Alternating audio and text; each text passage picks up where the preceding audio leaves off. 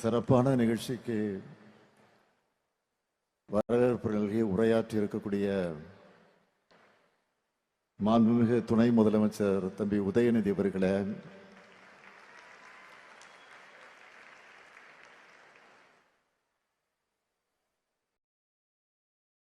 அமைச்சர் பெருமக்களே, அனைத்து மாவட்டங்களில் இந்த நிகழ்ச்சி நடைபெற்றுக் கொண்டிருக்கிறது. இதே உடல் நிகழ்ச்சி நடந்து கொண்டிருக்கிறது. அந்த நிகழ்ச்சிகளில் பங்கேற்று சிறப்பித்துக் கொண்டிருக்கக்கூடிய மாண்புமிகு அமைச்சர் பெருமக்களே, சட்டமன்ற நாடாளுமன்ற உறுப்பினர்களே, நிகழ்ச்சிகளை கலந்து கொண்டு சிறப்பித்துக் கொண்டிருக்கக்கூடிய அருமை நண்பர் நாடாளுமன்ற உறுப்பினர் TR பாலு உள்ளிட்ட சட்டமன்ற உறுப்பினர்களே, சென்னை பெருநகர மாநகராட்சியுடைய மேயர் உள்ளிட்ட உள்ளாட்சி அமைப்புகளின் பிரதிநிதிகளே, தலைமைச் செயலாளர் திரு முருகானந்தம் IAS அவர்களே, சிறப்பு விருந்தினர்களாக கலந்து கொண்டிருக்கக்கூடிய காந்தியவாதி, சமூக சேவகி, 100 வயதை கடந்து இந்த நிகழ்ச்சியில கலந்து கொண்டு நம்ம எல்லாம் சிறப்பித்துக் கொண்டிருக்கக்கூடிய பத்மபூஷன் திருமதி கிருஷ்ணம்மாள் ஜெகநாதன் அவர்களே, பூப்பந்து விளையாட்டு வீராங்கனை செல்வி துளசிமதி முருகேசன் அவர்களே, பல்வேறு துறைகளில் சாதனை படைத்திருக்கக்கூடிய சகோதரிகளே, சான்றோர் பெருமக்களே, திரைக்கலைஞர்கள், புரட்சி தமிழர் என்னுடைய அன்புக்குரிய சத்யராஜ், திருமதி ரோகிணி உள்ளிட்ட கலை உலகத்தை சார்ந்த சகோதர சகோதரிகளே, கலைஞர் மகளிர் உரிமை தொகை பெறக்கூடிய பயனாளி பெருமக்களே, என்னுடைய பாசத்திற்கும் பேரன்பிற்கும் உரிய மகளிர் சுய உதவி குழுவை சார்ந்திருக்கக்கூடிய சகோதரிகளே, தாய்மார்களே,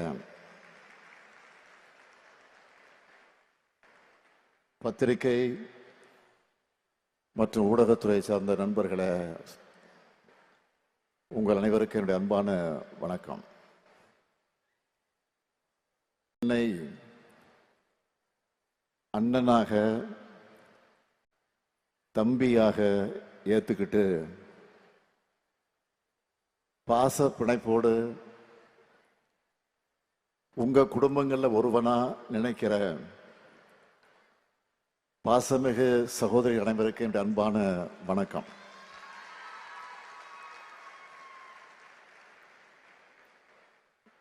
நான் இந்த நிகழ்ச்சிக்கு 3 மணி நேரம் ஆகியிருக்கு. இங்கே பேசிய எல்லோருடைய பேச்ச கேட்டேன்னு சொல்றதை விட நெஞ்சை உருக்குற தன்னம்பிக்கையும் புது நம்பிக்கையும் கொடுக்கிற உங்களுடைய கதைகளை பேச்ச கேட்டு மகிழ்ச்சின்னு சொல்றதை விட நிகழ்ச்சியில இருந்தேன்னு தான் நான் சொல்லணும். உள்ளத்துல இருந்து பேசின உங்களுக்கு உற்சாகமா கைத்தட்டல்களை வழங்கின சகோதரிகள் அனைவருக்கும் என்னுடைய நன்றி நன்றி நன்றி. என்னுடைய நன்றி என்பது இந்த கடமையை சிறப்பா, இன்னும் சிறப்பா ஆற்றணும் என்ற உணர்வோட வெளிப்பாடு. இந்த நிகழ்ச்சிக்கு சிறப்பு விருந்தினரா 2 பேர் அழைச்சிருக்கிறோம். ஒருவர் மரியாதைக்குரிய அம்மா கிருஷ்ணம்மாள் ஜெகநாதன் அவர்கள். தன்னுடைய 100 வயதுல நிறைவாழ்க்கை வாழ்ந்து பொது வாழ்க்கையில வெற்றி பெற்றவங்க, ரொம்ப பொருத்தமானவங்க. இன்னொருத்தர் இளம் வெற்றியாளர் சகோதரி துளசிமதி முருகேசன் அவர்கள் எவ்வளவு சிறப்பா பேசுனாங்க. விளையாட்டுல மட்டும் இல்ல, விளையாட்டு துறையில மட்டும் இல்ல, அரசியல் துறைக்கு வந்தாலும் இவங்க தான் நம்பர் 1 இருப்பாங்க. இந்த வயசுல எல்லா சவால்களையும் வென்று சாதனை செஞ்சிருக்கிறார். அவரும் ரொம்ப பொருத்தமானவர். இவங்களை விட சிறப்பான விருந்தினர்கள் யாரும் இருக்கவே முடியாது. நாம வாழுற சமூகம், சாதி, மத, இன, மொழி, பாலின பாகுபாடு அது இல்லாம எல்லாருக்கும் எல்லாம் என்ற சமத்துவ சமுதாயமாக இயங்கணும் என்பதுதான் நம்முடைய லட்சியம். அதனாலதான் 2021 மே 7ஆம் நாள் தமிழ்நாட்டினுடைய முதலமைச்சராக நான் பொறுப்பேற்ற உடனேயே நம்முடைய அரசு திராவிடமான அரசுன்னு சொல்லி ஏராளமான முன்னோடி திட்டங்களை செயல்படுத்த தொடங்கின. நம்ம லட்சிய பயணத்துல மிகப்பெரிய முன்னெடுப்பா வரலாற்றை திருத்தி எழுதும் திட்டமா அமைஞ்சிருக்கிறது தான் கலைஞர் மகளிர் உரிமை திட்டம். இந்த திட்டத்தை அறிவிக்கும் போதே தெளிவா சொல்லிட்டோம், இது உதவித்தொகை இல்ல, உரிமை தொகை. திட்டங்கள் என்பது கொள்கைகளோட சிந்தனைகளோட செயல் வடிவம். ஒரு திட்டத்தோட வெற்றி என்பது அதை வெற்றிகரமாக செயல்படுத்துவது மட்டுமல்ல, அந்த திட்டத்தை பொதுமக்கள் எந்த அளவுக்கு சிறப்பாக பயன்படுத்திக்கிட்டு தன்னுடைய வாழ்க்கை தரத்தை, சமூக நிலையை மேம்படுத்திக்கிறாங்க என்பதில் தான் அந்த திட்டத்தோட உண்மையான வெற்றி இருக்கு. அந்த வகையில கலைஞர் மகளிர் உரிமை திட்டம் மாபெரும் வெற்றி பெற்றிருக்கு. பெரும்பாலும் மாநிலத்தில் இருக்கிற மகளிர்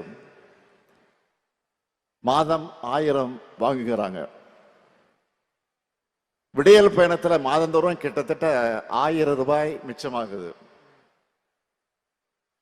புதுமை பெண் தமிழ் புதல்வன் திட்டங்கள்ல தங்களுடைய பிள்ளைகளுக்கு மாசம் 1000 ரூபாய் கிடைக்கிறதுனால அந்த வகையில ஒவ்வொரு குடும்பத்திலையும் பணப்புழக்கமும் சேமிப்பும் அதிகரிச்சிருக்கு. இப்படி திராவிட மாடல் அரசினுடைய முத்திரை திட்டங்கள், அந்த திட்டங்களை முதலீடா மாத்தி தங்களுடைய பொருளாதார வலிமையை தமிழ்நாட்டு பெண்கள் உயர்த்தி இருக்கிறாங்க. இதைதான் இந்த திட்டத்துடைய வெற்றியா நான் பார்க்கிறேன். இது நேரடியான பலன்கள் என்றால், கையில காசு இருக்கிறதால பெண்களுக்கு கூடுதல் சமூக மதிப்பு, அந்த பணத்தால சத்தான காய்கறிகளை வாங்குகிறது, குழந்தைகளுக்கான கல்விக்கு செலவிடுறதுன்னு வாழ்க்கை தரம் உயரவும் மறைமுகமாகவும் இது உதவிக்கிட்டு இருக்கு. இங்க பேசுனதெல்லாம் நீங்க கேட்டீங்க. கலைஞர் மகளிர் உரிமை திட்டம், நன்னில மகளிர் நில உடைமை திட்டம், விடியல் பயணம், மக்களை தேடி மருத்துவம், சுய உதவி குழுக்கள், வெற்றி நிச்சயம், நலங்காக்கும் ஸ்டாலின், பெண் தொழில் முனைவோர், விளையாட்டு,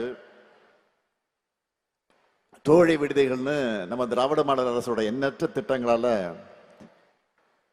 பயனடைஞ்ச வெல்லும் தமிழ் பெண்களா அவங்களுடைய வெற்றிகளை சொல்லும் போது திராவிட இயக்கத்தோட தொண்டனா எனக்கு அளவில்லாத பெருமை உண்டாகி இருக்கு.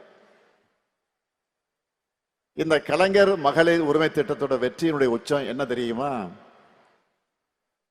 அண்டை மாநிலங்கள் கூட இந்த திட்டத்தை தங்களுடைய மாநிலங்கள்ல செயல்படுத்திக்கிட்டு இருக்காங்க. இன்னும் சொல்றேன், மக்கள் நல திட்டங்களை இலவசங்கள்னு கொச்சைப்படுத்துறவங்க கூட இந்த திட்டத்தை அவங்க மாநிலங்களை செயல்படுத்த தொடங்கிட்டாங்க.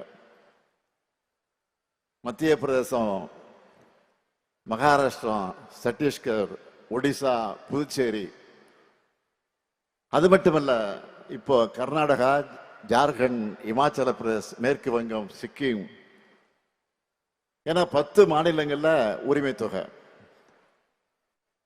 மகளிர் மறுமலர்ச்சிக்கான திட்டமா உயர்ந்து நிக்குது. இதையெல்லாம் நான் மேடை அலங்காரத்துக்காக, பெருமைக்காக சொல்லுகிறேன் என்று யாரும் கருத வேண்டாம். நாம கொண்டு வந்து செயல்படுத்தப்பட்ட இந்த திட்டத்தால சமூகத்தில் ஏற்படுத்தி இருக்கக்கூடிய தாக்கம் குறித்து பொருளாதார அறிஞர்கள் ஆய்வு செஞ்சு அறிக்கையாகவே வெளியிட்டு இருக்கிறாங்க. முன்னணி ஊடகங்கள் பலவற்ற தலையங்கங்களும் வந்திருக்கு, கட்டுரைகளும் வெளியாகிட்டு இருக்கு. கடந்த ஆண்டு மார்ச் மாதம் 27ஆம் தேதி தினத்தந்தி பத்திரிகையில ஒரு தலையங்கம் எழுதியிருந்தாங்க. அந்த தலையங்கத்துல ஒரு கார்ட்டூனும் போட்டிருந்தாங்க.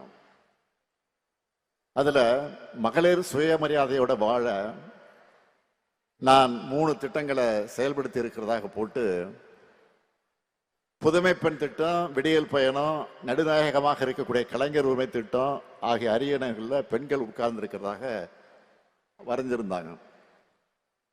அதோட மகளிர் சமுதாயத்தை கை தூக்கி விடுவதற்காக இந்த திட்டங்கள் காலாகாலத்திற்கு பெயர் சொல்லும் திட்டங்களாக இருக்குன்னு பாராட்டி எழுதியிருந்தாங்க. இந்த பாராட்டுக்களை எல்லாம் தலையில ஏத்திக்காம நெஞ்சில ஏந்தி தந்தை பெரியார், பேரறிஞர் அண்ணா, தலைவர் கலைஞர் ஆகியோர் வழங்கி இருக்கக்கூடிய உணர்வோடு சொல்றேன், இந்த 1000 ரூபாய் என்பது ஒரு தொடக்கம் மட்டும்தான். 10 ஆண்டுகள் பாழ்படுத்தப்பட்ட தமிழ்நாட்டோட வளர்ச்சியை மீட்டெடுத்து வரலாற்றிலே இல்லாத அளவுக்கு, இந்தியாவிலே எந்த மாநிலமும் சாதிக்காத அளவுக்கு பொருளாதாரம் வளர்ச்சி அடையும். 16 விழுக்காடு ஜிஎஸ்டிபி வளர்ச்சியும் நம்ம திராவிட மாடல் அரசு சாத்தியப்படுத்தி இருக்கு. இந்த வளர்ச்சியில மகளிருக்கான பங்கு நிச்சயம் கிடைக்கணும்னு நினைச்சேன். கலைஞர் மகளிர் உரிமை திட்டத்தில் இதுவரைக்கும் 13,75,492 சகோதரிகளுக்கு மாசம் 1000 ரூபாய்னு இதுவரைக்கும் 28,000 ரூபாய் வழங்கி இருக்கிறோம். எண்ணிக்கையை உயர்த்தணும்னு சொன்னேன். அதுக்காக மக்களுடன் ஸ்டாலின் முகாம்கள் மூலமா விடுபட்ட மகளிரும் விண்ணப்பிக்கலான்னு அறிவிச்சு இன்னைக்கு காலையில 16,94,339 பேருக்கு அக்கௌண்ட்ல 1000 ரூபாய் போட்டுட்டோம். இனிமே தமிழ்நாட்டில் இருக்கிற 1,30,69,831 சகோதரிகளுக்கு 1000 ரூபாய் மாசம் மாசம் தொடர்ந்து கிடைக்கும்.